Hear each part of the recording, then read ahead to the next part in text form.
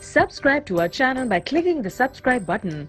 Click the bell button and enjoy the latest uploads from our channel. अब हम शुरू करते हैं यूनुस अलैहिस्सलाम का किस्सा। यूनुस अलैहिस्सलाम एक अजीम और करीम नबी थे। इनका किस्सा कुरान करीम में एक अनोखा किस्सा है। आपके वालिद का नाम मत्ता था और आप सैयदना इब्राहीम अलैहिस्सलाम की नस्ल से थे। आपका एक नाम जुन्नून भी है, यानी मछली वाले। अन्नून का मतलब है मछली। इसी तरह आपको साहिबुल हूत भी कहा जाता है। अल्लाह ताला ने आपको इन सब नामों से पुकारा है। आपको एक अजीम बस्ती की तरफ मबूस किया गया। इस बस्ती का नाम नीनवा था। ये इराक के शिमाल में वाक़े थी, मौसिल के बिल मुकाबिल थी। इन दोनों के दरमियान दरियाए दिजला वाक़े था। मौसिल दरियाए दिजला के किनारे वाक़े था, जबकि इसके बिल्कुल सामने नीनवा की बस्ती थी। इमाम इब्ने कसीर रहमतुल्लाह अलैह ने नीनवा के बारे में और उन आसार व वाक़यात के बारे में लिखा है जो उनके जमाने में मौजूद थीं। वहां कुछ बुत थे जो औंधे मुंह गिरे पड़े थे। अल्लाह तबारक व तआला ने यूनुस अलैहिस्सलाम को नीनवा की तरफ रसूल बनाकर भेजा। सूरत साफात आयत 139 में है, وَإِنَّ يُونُسَ لَمِنَ الْمُرْسَلِينَ، और बेशक यूनुस रसूलों में से थे। आगे अल्लाह आयत 147 में फरमाते हैं, وَأَرْسَلْنَاهُ إِلَى 100,000 أَوْ يَزِيدُونَ، और हमने उसे 1 लाख बल्कि और ज्यादा आदमियों की तरफ भेजा। यानी उनकी तादाद 1 लाख से ज्यादा थी। रहा यह सवाल कि लाख से कितने ज्यादा थे, अक्सर उलमाए किराम ने वजाहत की है कि वो 1 लाख से करीबन 20,000 ज्यादा थे। इस तरह बस्ती वालों की तादाद 1,20,000 थी और ये सब के सब कुफ्र पर थे। यूनुस अलैहिस्सलाम उन्हें साल हर साल दावत देते रहे, लेकिन वो अपने कुफ्र ही पर डटे रहे। फिर उन्होंने सैयदना यूनुस अलैहिस्सलाम पर जुल्म व जबर शुरू कर दिया। उन्हें धमकियां दी, मसाइब व आलाम से दोचार किया। मतलब ये कि जिस तरह दूसरे अंबिया किराम के साथ किया गया, इनके साथ भी वही सुलूक हुआ। आखिर आपने अपनी कौम को अल्लाह के अजाब से आगाह करते हुए ऐलान फरमा दिया कि फलां दिन तुम पर अजाब आ जाएगा। फिर खुद गुस्से की हालत में उस बस्ती से निकल गए, जबकि अल्लाह ताला ने उन्हें मुतय्यन दिन की मोहलत देने की इजाजत तो दी थी, लेकिन इस बस्ती से निकल जाने का हुक्म नहीं दिया था। जब आपने उन्हें यह मोहलत सुनाई तो खुद गुस्से की हालत में बस्ती से निकल गए। सूरह अंबिया आयत 87 में अल्लाह ताला फरमाते हैं, وَذَنُّونِ إِذ ذَّهَبَ مُغَاضِبًا فَظَنَّ أَن لَّن نَّقْدِرَ عَلَيْهِ، मछली वाले को याद करो जबकि वो गुस्से से चल दिया और ख्याल किया कि हम उसे न पकड़ सकेंगे। इस आयत की तफसीर में इमाम राजी रहमहुल्लाह लिखते हैं, जिसने ये गुमान किया कि अल्लाह ताला उसे पकड़ने की कुदरत नहीं रखता, वो आदमी काफिर है। सैयदना अमीर मुआविया रजी अल्लाह अन्हु से रिवायत है, उन्होंने सैयदना इब्ने अब्बास रजी अल्लाह अन्हुमा से कहा, आज रात कुरान करीम की चंद आयात के मानी में मैं उलझ कर रह गया हूँ। मुझे कोई रास्ता सुझाई नहीं दे रहा कि इस उलझन से किस तरह निकलूं। मुझे बस आप ऐसे नजर आते हैं जो इन आयात का मतलब बता सकते हैं। कम अज कम मैं इन आयात की तफसीर और ताबीर नहीं समझ सका। इब्ने अब्बास रजी अल्लाह अन्हुमा ने पूछा, वो कौन सी आयात हैं? सैयदना अमीर मुआविया रजी अल्लाह अन्हु कहने लगे, यूनुस अलैहिस्सलाम का ये ख्याल करना कि अल्लाह ताला उन पर कुदरत नहीं रखते। ये सुनकर सैयदना इब्ने अब्बास रजी अल्लाह अन्हुमा ने फरमाया, इससे मुराद ये नहीं। ये लफ्ज कद्र यहाँ तंगी के माना में आया है, कुदरत और ताकत रखने के माना में नहीं। अल्लाह ताला ने कद्र बमाना तंगी और कद्र बमाना कुदरत दोनों का इस्तेमाल किया है। तंगी के माना की मिसाल सूरत तलाक आयत नंबर 7 में है, وَمَن قُدِرَ عَلَيْهِ رِزْقُهُ فَلْيُنفِقْ مِمَّا آتَاهُ اللَّهُ، اور جس پر اس کے رزق کی تنگی کی گئی ہو اسے چاہیے کہ جو کچھ اللہ تعالیٰ نے اسے دے رکھا ہے اسی میں سے اپنی حیثیت کے مطابق دے۔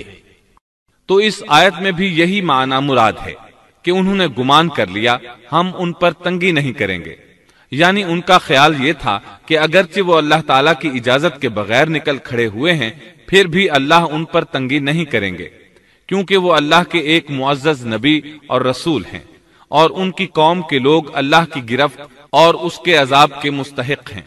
انہی پر اللہ کا عذاب نازل ہونے والا ہے۔ اس عذاب کی خبر انہیں پہلے ہی سنا دی گئی ہے اور مہلت دے دی گئی ہے، مگر وہ خود اگرچہ اللہ کی اجازت کے بغیر ہی چلے آئے ہیں پھر بھی انہیں سرزنش نہیں کی جائے گی اور وہ کسی گرفت میں نہیں آئیں گے۔ اللہ تعالیٰ ان کے لیے کوئی تنگی نہیں فرمائیں گے۔ اللہ تعالیٰ سورۃ الانبیاء آیت 87 میں فرماتے ہیں، فظن أن لن نقدر عليه، اس نے خیال کیا کہ ہم اسے پکڑ نہیں سکیں گے۔ مطلب یہ کہ ہم انہیں کوئی سزا نہیں کریں گے اور ان پر کسی طرح کی تنگی نہیں کریں گے، اور وہ سمندر کی طرف چل دیے۔ انہی دنوں میں عذاب الہی کی کچھ علامات نینوا بستی پر ظاہر ہونا شروع ہو گئیں۔ ایک بہت بڑا سیاہ بادل ان کی طرف بڑھنے لگا۔ اس بادل میں آگ کے شعلے دکھائی دینے لگے۔ ان لوگوں نے یہ بادل ان متعین دنوں میں سے پہلے ہی دن دیکھ لیا۔ اس کو دیکھتے ہی وہ سمجھ گئے کہ جس طرح سیدنا یونس علیہ السلام نے انہیں آگاہ کیا تھا یہ عذاب ان پر نازل ہو کر رہے گا، اور جو عذاب سیدنا لوط علیہ السلام کی قوم پر آیا تھا وہ اس کے بارے میں بھی اچھی طرح جانتے تھے۔ وہ بستی ان کی بستی کے قریب ہی تھی، اس لیے وہ ڈر گئے۔ ان کے سردار جمع ہوئے اور کہنے لگے، جیسے تم سے پہلے لوگوں پر عذاب اترا کرتے تھے تم پر بھی یہ نازل ہو کر رہے گا، جلدی کرو، سب جمع ہو جاؤ۔ چنانچہ انہوں نے اس بات پر اتفاق کر لیا کہ سیدنا یونس علیہ السلام نے بالکل سچ فرمایا تھا۔ اللہ کی قسم یہ بالکل وہی عذاب ہے، تم اللہ کے عذاب سے نجات نہیں پا سکو گے۔ اس سے بچنے کی ایک ہی صورت ہے کہ تم ایمان لے آؤ اور توبہ کر لو۔ اس طرح وہ سب کے سب ایمان لے آئے، لیکن سیدنا یونس علیہ السلام وہاں موجود نہیں تھے۔ ان کی عدم موجودگی میں یہ سب کے سب یعنی 1,20,000 افراد ایمان لے آئے۔ انہوں نے پیوند لگے کپڑے پہنے اور اللہ کے حضور عاجزی، انکساری اور آہوزاری شروع کر دی، رونے لگے، اللہ سے بخشش مانگنے لگے، پھر اسی حالت زار میں باہر کھلے میدان کی طرف نکل آئے۔ ان کے سرداروں نے سب کو الگ الگ کر دیا، یہاں تک کہ ماں اور بیٹے کو بھی جدا کر دیا۔ سب اپنی اپنی جگہ پر یعنی ماں اپنی جگہ پر اور بیٹا اپنی جگہ پر آہوزاری کرنے لگے تاکہ ان پر اللہ تعالیٰ کی رحمت نازل ہو جائے۔ یہ عذاب 3 دن تک ان کے سروں پر منڈلاتا رہا، اور یہ بھی مسلسل آہوزاری کرتے رہے، اپنی عاجزی ظاہر کرتے رہے، معافیاں مانگتے رہے۔ آخر کار اللہ تعالیٰ نے ان پر رحم و کرم فرما دیا اور عذاب کو ان سے پھیر دیا۔ اللہ تعالیٰ سورہ یونس آیت 98 میں فرماتے ہیں، فلولا كانت قرية آمنت فنفعها إيمانها إلا قوم يونس، چنانچہ کوئی بستی ایمان نہ لائی کہ ایمان لانا اس کے لیے فائدہ مند ہوتا سوائے یونس کی قوم کے۔ مطلب یہ کہ سابقہ امتوں میں سے کسی کے بارے میں یہ سننے میں نہیں آیا کہ پوری قوم ایمان لے آئی ہو۔ تمام بستیوں میں ایک بھی بستی ایسی نہیں تھی، بس ایک یونس علیہ السلام کی قوم ایمان لے آئی۔ اللہ تعالیٰ سورہ یونس آیت 98 میں فرماتے ہیں، لما آمنوا كشفنا عنهم عذاب الخزي في الحياة الدنيا ومتعناهم إلى حين۔ جب وہ ایمان لے آئے تو ہم نے رسوائی کے عذاب کو دنیاوی زندگی میں ان پر سے ٹال دیا اور ان کو ایک وقت تک کے لیے زندگی سے فائدہ اٹھانے کا موقع دیا۔ مطلب یہ کہ ہم نے انہیں دنیاوی زندگی کا لطف اٹھانے کا موقع دیا۔ اب اس قوم پر قیامت کے دن تک عذاب نہیں اترے گا۔ علامہ ابن کثیر رحمت اللہ علیہ فرماتے ہیں، اس آیت کریمہ کا مفہوم یہ ہے کہ کسی بستی کے تمام باشندے کسی نبی پر کبھی ایمان نہیں لائے، یا تو سب نے کفر کیا یا پھر اکثر نے کفر کیا، لیکن یونس علیہ السلام کی قوم واحد ایسی قوم ہے جو تمام کی تمام عذاب الہی کے آثار دیکھ کر ایمان لے آئی۔ سابقہ ادوار میں جتنی بھی بستیاں گزریں ان میں اہل ایمان کے ساتھ یا تو کفار رہے ہیں یا ان میں منافقین بھی رہے ہیں، سوائے یونس علیہ السلام کی قوم کے وہ سب کے سب کافر تھے، پھر سب کے سب ایمان لے آئے۔ یہ اللہ تعالیٰ کے عجائبات میں سے ہے اور اس کی قدرت اور رحمت کی نشانیوں میں سے ہے۔ اب دوسری طرف کی سنیے، یونس علیہ السلام کو کچھ معلوم نہیں تھا کہ ان کی قوم کے ساتھ کیا ہوا۔ آپ تو غصے کی حالت میں بستی سے نکل کر سمندر کی طرف چلے آئے تھے۔ آپ ایک کشتی کی طرف آئے، اس میں سواریاں اور ساز و سامان لدا ہوا تھا۔ اللہ تعالیٰ سورۃ الصافات آیت 140 میں فرماتے ہیں، اذ ابق الى الفلك المشحون، جب وہ بھاگ کر بھری کشتی پر پہنچے۔ کشتی روانہ ہوئی، موجیں اٹھیں، سمندر میں طغیانی آئی، یوں لگتا تھا کہ بس ابھی غرق ہوئے۔ کہنے لگے بوجھ ہلکا کرو، اپنا ساز و سامان سمندر میں پھینک دو۔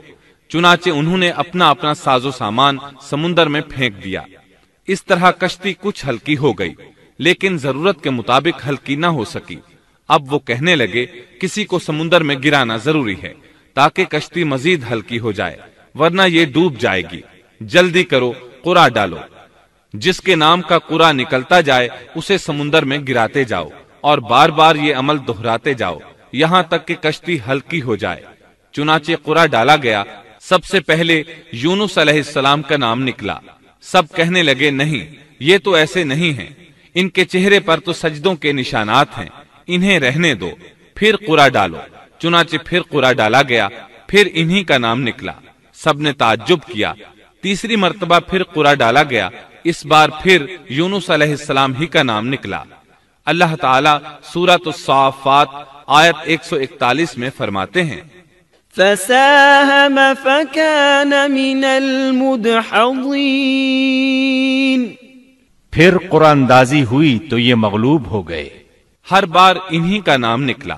آخرکار ان لوگوں نے انہیں پکڑ کر سمندر میں گرا دیا۔ فالتقمه الحوت، تو پھر انہیں مچھلی نے نگل لیا۔ حوت بڑی مچھلی کو کہتے ہیں۔ اللہ تعالیٰ نے حوت کو القاء فرمایا، انہیں کھانا نہیں، نہ ان کے جسم کو کوئی گزند پہنچے۔ یہ اس مچھلی کو اللہ تعالیٰ کے احکامات تھے۔ اللہ تعالیٰ سورۃ الصافات آیت 142 میں فرماتے ہیں، فالتقمه الحوت وهو مليم، تو پھر انہیں مچھلی نے نگل لیا اور وہ خود اپنے آپ کو ملامت کرنے لگے۔ یعنی وہ سمجھ گئے کہ بار بار جو ان کا نام قرآن اندازی میں نکلتا رہا ہے تو وہی مقصود ہیں، چنانچہ خود کو ملامت کرنے لگے، اور یہ ملامت توبہ کی ابتدا ہے کہ انسان خود کو ملامت کرتا ہے۔ اب یونس علیہ السلام مچھلی کے پیٹ میں تھے۔ اللہ کی قدرت، آپ مچھلی کے پیٹ میں 3 دن تک رہے، بعض روایات میں 7 دن اور زیادہ سے زیادہ مدت 40 روز آئی ہے۔ آپ نے مچھلی کے پیٹ میں اللہ تعالیٰ کو پکارا۔ اللہ سورۃ الانبیاء آیت 87 میں فرماتے ہیں، فنادى في الظلمات، آخر کار وہ اندھیروں کے اندر سے پکار اٹھے۔ علماء نے یہاں 3 اندھیروں کا ذکر کیا ہے، مچھلی کے پیٹ کا اندھیرا، سمندر کا اندھیرا اور رات کا اندھیرا۔ گویا ان پر یہ سارے اندھیرے اکٹھے ہو گئے تھے۔ اللہ سورۃ الصافات آیت 143 اور 144 میں فرماتے ہیں، فلولا انه كان من المسبحين للبث في بطنه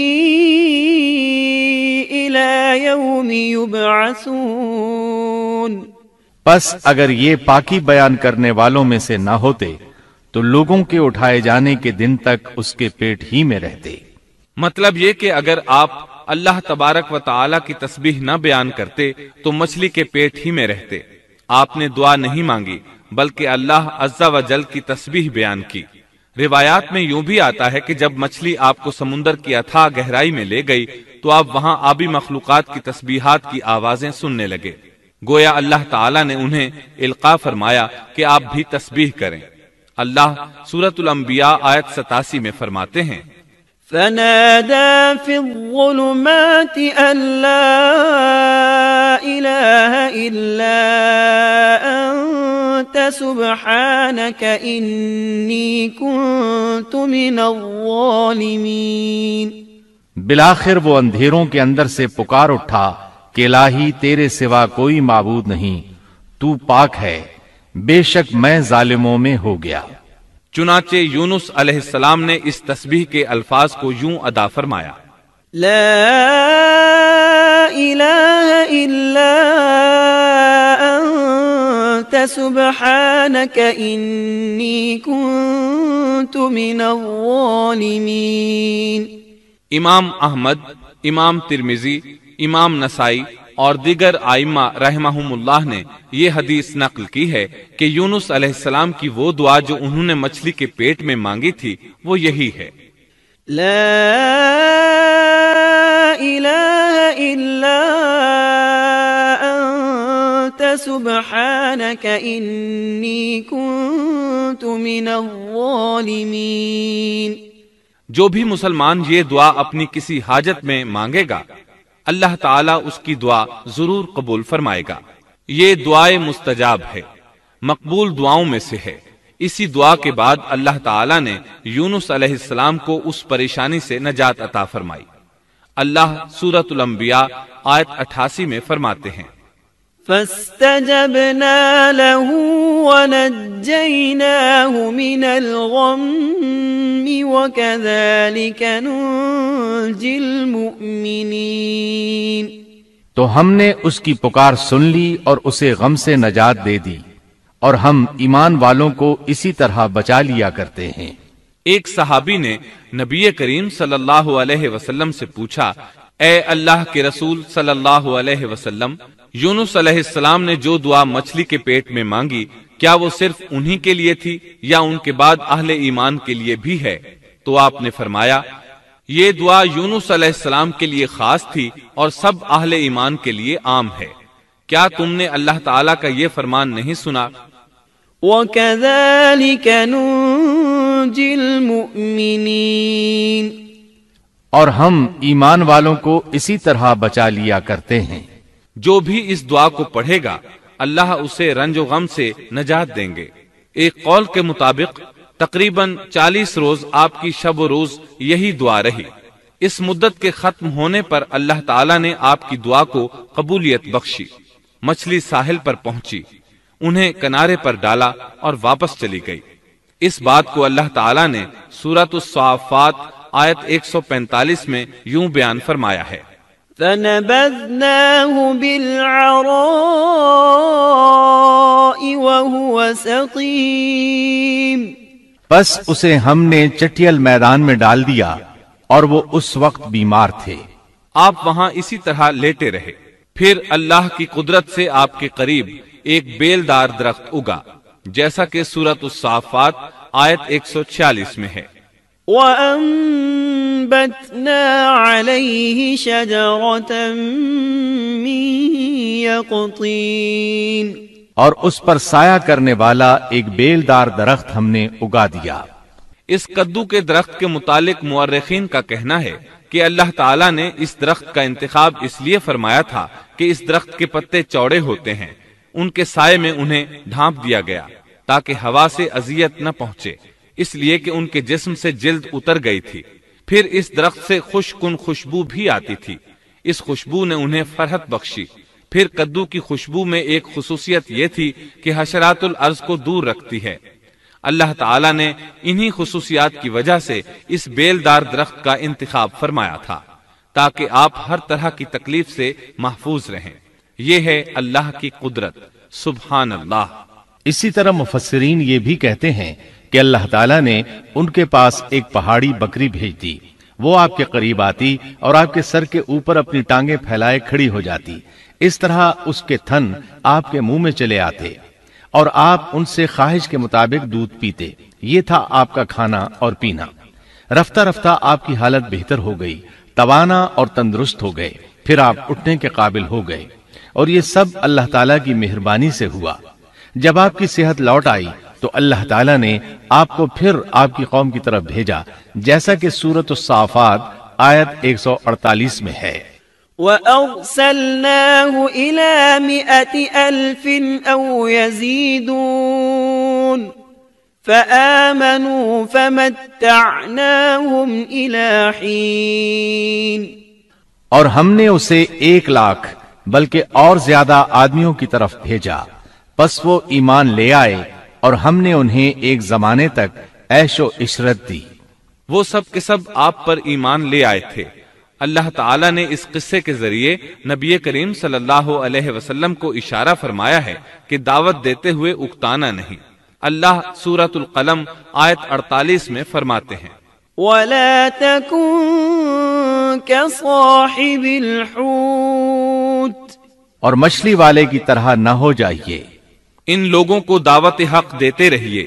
دیکھیے وہ سال ہر سال دعوت دیتے رہے لیکن اکتائے نہیں، ان سے مایوس نہیں ہوئے۔ ان کی پوری بستی میں سے ایک بھی ان پر ایمان نہیں لایا تھا، لیکن جب ان سے مایوس ہو گئے تو انہیں اللہ کے عذاب سے آگاہ کر دیا اور منہ پھیر کر چل دیے تو وہ سب کے سب ایمان لے آئے۔ اللہ تعالی سورۃ القصص آیت 56 میں فرماتے ہیں، إنك لا تهدي من أحببت ولكن الله يهدي من يشاء۔ آپ جسے چاہیں ہدایت نہیں دے سکتے، بلکہ اللہ تعالیٰ ہی جسے چاہتا ہے ہدایت دیتا ہے۔ اس قصے میں بہت بڑا سبق ہے کہ کسی بھی حالت میں اللہ کی رحمت سے مایوس نہیں ہونا چاہیے اور نہ ہدایت کے معاملے میں اپنی ذات پر بھروسہ کرنا چاہیے۔ ہدایت تو بس صرف اللہ تعالیٰ ہی کی طرف سے ہے، آپ کے ذمے تو پیغام حق پہنچا دینا ہے۔ اللہ سبحانہ و تعالیٰ کے ذمے ہدایت سے نوازنا ہے۔ اللہ تعالیٰ نے انہیں پاک صاف بنا دیا، انہیں چن لیا۔ اللہ خود ہی سورۃ القلم آیت 50 میں وضاحت فرماتے ہیں، فاجتباه ربه فجعله من الصالحين۔ اسے اس کے رب نے پھر نوازا اور اسے نیک لوگوں میں کر دیا۔ امام مسلم نے ایک حدیث روایت کی ہے کہ نبی کریم صلی اللہ علیہ وسلم نے فرمایا، لا ينبغي لعبد ان يقول انا خير من يونس بن متى۔